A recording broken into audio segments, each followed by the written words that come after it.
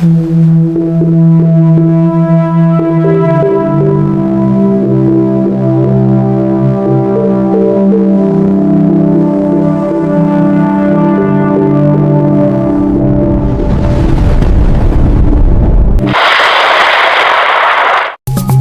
araw po sa inyong lahat. Ito po ang pinakalitis nating update sa magiging lagay ng panahon ngayong araw ng Martes, ika-23 ng Hunyo taong 2026. Base nga po sa ating pinaka-satellite image, ang bagyong ating monitor sa may silangang bahagi ng ating bansa, especially dito sa may Luzon, ay ganap na nga po itong super typhoon category, kung saan huling namataan sa layong 425 km east of Apari, Cagayan,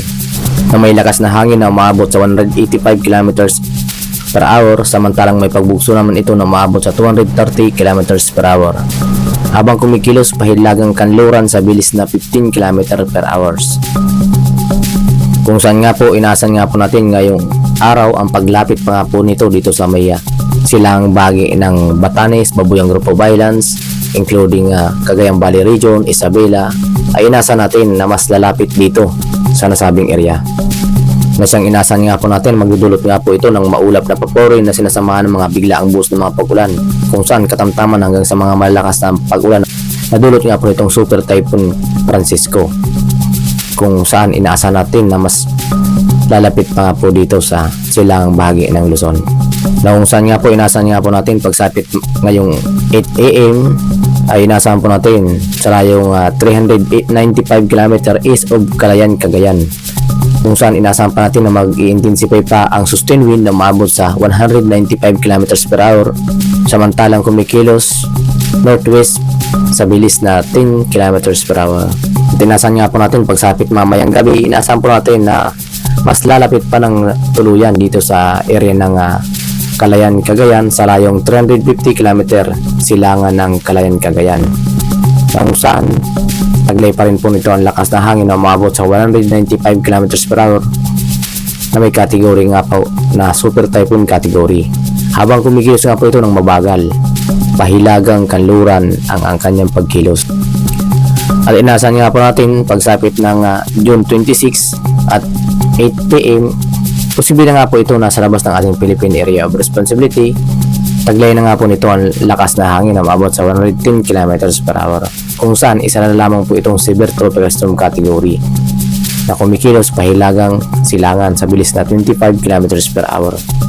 Kung saan nga po inasahan nga po natin ngayong araw ang mga bugso-bugsong na hangin na dulot nga po nitong bagyong ating monitor sa may silang bahagi ng ating bansa na may kategory na nga po ito Super Typhoon category. Kaya naman ngayong araw inasahan po natin makakaranas ng mga bugso-bugsong hangin, especially dito sa may area ng most of Luzon, Visayas, Zamboanga Peninsula, Northern Mindanao, Surigao del Norte, Dinagat Islands, Davao Occidental, and Davao Oriental. Nadulot nga po yan itong hanging habagat na patuloy pa rin na umiiral dito sa may kanlurang bahagi ng ating bansa. Kaya naman lubos pa rin po natin pinaganda ang ating mga kababayan sa mga biglaang bugso-bugsong hangin at mga pag-ulan na ating inaasahan ngayong araw, especially dito sa may area ng Palawan, Occidental Mindoro at Antique, kung saan nga po mayroon pa rin po tayong nakataas na weather advisory or babala sa mga pag-ulan na ating inaasahan ngayong araw dito sa may area ng Batanes, Babuyang Group of Islands, Cagayan Valley Region,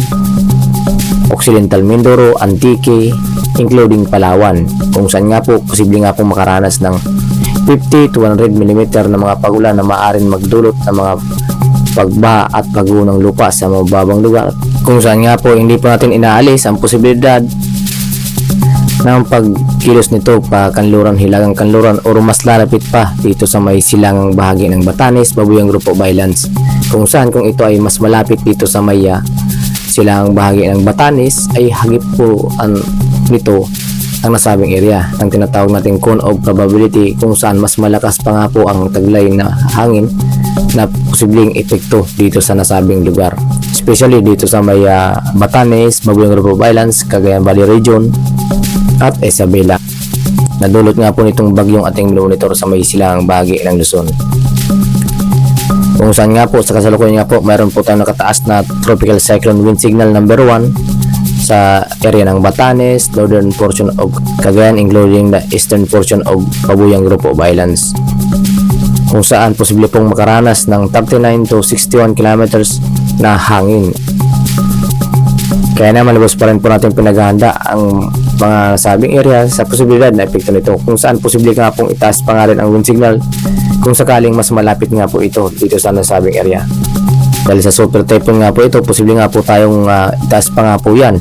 na signal number 5 kung tuluyan pa nga po itong dumaan dito sa area ng Batanes, Imbubueng Group of Islands. Kaya naman maging alerto at updated lang po tayo sa mga panibago namin ulit pa na namin lalabas ukol dito sa super typhoon nating monitor sa may silangang bahagi ng Luzon. Samantala, bukod nga po rito sa super typhoon Francisco, meron din po tayong minomonitor pa sa labas ng ating Philippine Area of Responsibility na bagyo, na kung saan sa mga nakalipas nga po nating ulat panahon ay isa lamang itong low pressure area. Sa kasalukuyan nga po nag-intensify na, kung saan nga po ay ganap na nga po itong bagyo na may category na tropical depression category, kung saan taglay na nga po nito ang lakas na hangin na umaabot sa 45 km per hour, samantalang may pagbugso naman ito 55 km per hour. Habang kumikilos nga po ito ng kanluran, hilagang kanluran sa bilis na 25 km per hour. Kung saan inasahan din po natin na bagya pa nga rin po itong lalapit dito sa may Philippine Area of Responsibility. Kaya naman maging alerto at updated lang po tayo sa mga panibago namin ulat panahon namin lalabas. Ukol nga po dito sa dalawang bagyong ating minomonitor sa loob at labas ng ating Philippine Area of Responsibility. At base nga po sa ating pinaka-latest track, makikita nga po natin pagsapit ngayong umaga ng 8 AM, nasahan po natin na mas malapit na nga po ito dito sa may area ng silangang bahagi ng Calayan, Cagayan, kung saan taglay pa nga rin po nito ang lakas na hangin na maabot sa 195 km per hour. Yung sustained wind po yan, kung saan bagya pa nga rin po itong lalakas or mag-i-intensify pa nga po ang taglay na lakas na hangin, kung saan posible nga po itong mas lalapit pa dito sa may Batanes. Kaya naman lubos pa rin po natin pinaghahanda ang ating mga kababayan sa lugar ng Batanes, Babueng Group of Islands dahil sa malakas na hangin ang ating inaasahan ngayong araw. Kabilang ang Cagayan Valley Region, Isabela, Apayao at Kalinga sa mga malapit sa bagyong ating minomonitor na siyang lubos na apektado nitong Super Typhoon Francisco. At inaasahan din natin na kikilos nga po ito mahilagang silangan pagsapit ng 8 AM ng June 24 at magpapatuloy po yan hanggang hapon ng June 24 at patungo naman yan sa may silangan ng Taiwan. At inasa natin pagsapit naman po yan ng June 25 at 8 AM. Samantala, posible nga po itong lumabas ng ating Philippine Area of Responsibility pagsapit ng June 26 at ng hapon, kung saan malayo na nga po ito ng ating bansa at nasa labas na ng ating Philippine Area of Responsibility. Base nga po yan sa pinaka-latest track dito sa bagyong Francisco na may category na Super Typhoon category.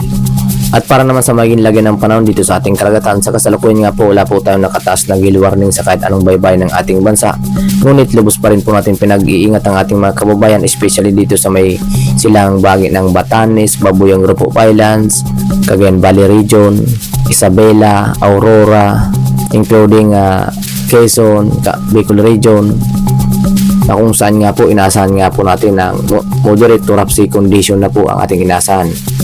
Habang lumalapit nga po ito dito sa may Batanes and Babueng Group of Islands and Cagayan Valley Region, inaasahan po natin na mas tataas pa nga po ang mga pag-alon dito sa may dalampasigan ng nasabing area, kung saan posible pa nga rin po tayong tumaas ng gale warning sa nasabing area dahil nga po yan sa pagtaas nga po ng alon ng ating karagatan, na kung saan lubos pa natin pinaghahanda ang ating mga kababayan na mga mangisda at pumapalaot na magiging maalon na po ang ating karagatan dito sa may silangang bahagi ng Batanes and Babueng Group of Islands. Ngayong araw po yan hanggang mamaya po yan, inaasa natin na mas tataas pa nga po ang mga pag-alon dito sa may silangang bahagi ng Batanes, Babueng Group of Islands and Cagayan Valley Region, Isabela. Ay nasa natin na moderate to rough sea condition na po. Samantalang sa malalabing bahagi ng ating bansa, especially dito sa may kanlurang bahagi ng ating bansa, inasahan po natin ang slight to moderate ang ating mga pag-alon na ating inasahan. Kaya naman malaya pa rin po makapaglalayag ng ating mga kababayan sa may kanlurang bahagi ng ating bansa. Ngunit iba yung pag-iingat pa rin po sa mga localized thunderstorm na siyang magpapataas pa rin nga po ng mga pag-alon ng ating karagatan. At yan nga po ang pinakalitis nating update sa magiging lagay ng panahon ngayong araw ng Martes, ika-23 ng Hunyo taong 2026. Maraming salamat sa inyong lahat at ingat po tayong lahat. At kung bago pa lamang kayo sa aming YouTube channel, huwag kaligtang mag-subscribe para ma-notify po kayo sa mga panibago naming ulat panahon ukol dito sa Super Typhoon Francisco, yung sa bagyo sa labas ng ating Philippine Area of Responsibility. Maraming salamat and God bless us all. Sana ligtas po tayong lahat sa pagdaan ng bagyong ating monitor.